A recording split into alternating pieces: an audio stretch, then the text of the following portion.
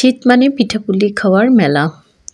এই শীতে আমাদের বাংলাদেশে আমরা যারা বাঙালিরা তারা প্রত্যেকেই নিজ নিজ ঘরে পিঠাপুলি বানিয়ে থাকি। তো এবার কিছু পিঠাপুলির রেসিপি নিয়ে আপনাদের সামনে এসেছি। আসসালামু আলাইকুম। আসলে আমি এবার শীতে এখন পর্যন্ত এমন কোনো পিঠা বা এগুলো কিছুই তৈরি করিনি। এই প্রথম আমি পাটিসাপটা পিঠা বানাচ্ছি। তবে পাটিসাপটা পিঠাটা যে আমি শুধু শীতেই বানাই এমনটা নয়। আমি সারা বছরই পাটিসাপটা পিঠাটা বানিয়ে থাকি। যেহেতু আমার মেয়ের বাবা খুব পছন্দ করে, এজন্য পিঠাটা মাঝে মাঝেই বানানো হয়ে থাকে। আর সবচেয়ে বড় কথা, এখনও আমি আটা আসলে নতুন যে আটাটা সেটা এখনও আনিনি বা ওইটা বানিয়ে আনিনি, যার ফলে অন্যান্য পিঠাগুলো যেমন ভাপা বা ওগুলো এখনও বানাতে পারিনি। তো যাই হোক, তো আমি তো যেহেতু বললামই যে আজকে পাটিসাপটা পিঠা রেসিপিটা আপনাদের সাথে শেয়ার করব। আমার কাছে মনে হয় পাটিসাপটা পিঠা বানানোটা খুবই ইজি।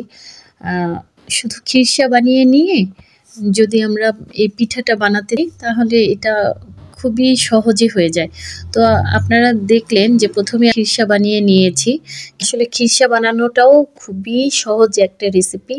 আমি দুধ পাতিলে করে জাল দিতে থাকি, আর যখন খুব একদম ঘন হয়ে আসে ঠিক তখনই একটু হয় হালকা সুজি অথবা গুঁড়ো দুধ পাউডার দিয়ে আর হালকা একটু চিনি দিয়ে আর 5 মিনিটের মতো একটু নাড়াচাড়া করলেই আসলে খিরসা হয়ে যায়। আর আমার কাছে খুবই সহজ লাগে। এদিকে আমি এই চালের গুঁড়িটা অনেক আগেই কুটে এনে ডিপ ফ্রিজে রেখেছিলাম।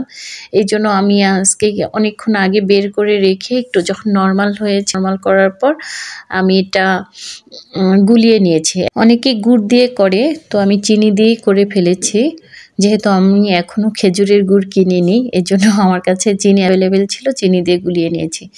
এরপর তো খুবই সহজ কাজ। ফ্রাই প্যান থাকলে, আর যাদের এখন তো সবারই অ্যাভেলেবেল ফ্রাই প্যান থাকলে মনে হয় আর পিঠা বানানোর কোনো ঝামেলাই থাকে না। এই যে আমি ফ্রাই প্যানে করে একটু করে দিচ্ছি, আর আমার পিঠাগুলো সুন্দর হয়েছে। আর এর মাঝে কিন্তু আমি আরেকটা কাজ করলাম। আমার হঠাৎ করে মনে হলো যে আমি যদি একটু কালারফুল করি তাহলে কেমন হয়। আমি ফেসবুকে এর আগে দেখেছিলাম, তো আমি আজকেই ফার্স্ট এটা করছি। তো আমি কিছুটা ব্যাটার করেছি একটু ফুড কালার দিয়ে, কালার করে নিয়ে তার মধ্যে দিয়ে এই যে পিঠাগুলো বানাচ্ছি। তো প্রথমে ভাবলাম যে কেমন হবে, যেহেতু আমি ফার্স্ট ট্রাই করছি। তো প্রথমের পিঠাটা একটু হয়েছে। এটা কিন্তু আমার আসলে ভাগনা বউ আসছিল, সেও বানাচ্ছে। ও প্রথম পিঠাটাই ট্রাই করেছে। তারপরে এই যে আবার আমি দিলাম, তো ও বলতেছে মামি ভালো হচ্ছে না, কেমন জানি হচ্ছে, কেমন হবে কিনা। আমি বলছি হোক, কোনো সমস্যা নাই, আমরাই তো খাবো।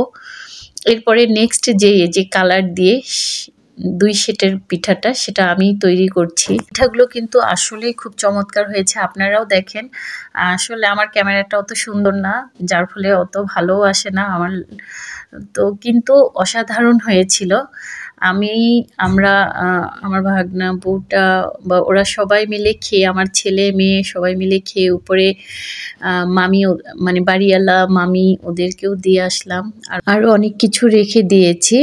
আর আপনার ভাইয়ার জন্য তো সব কিছু রেখেছি, ও যখন আসবে তখন গরম গরম বানিয়ে দেব।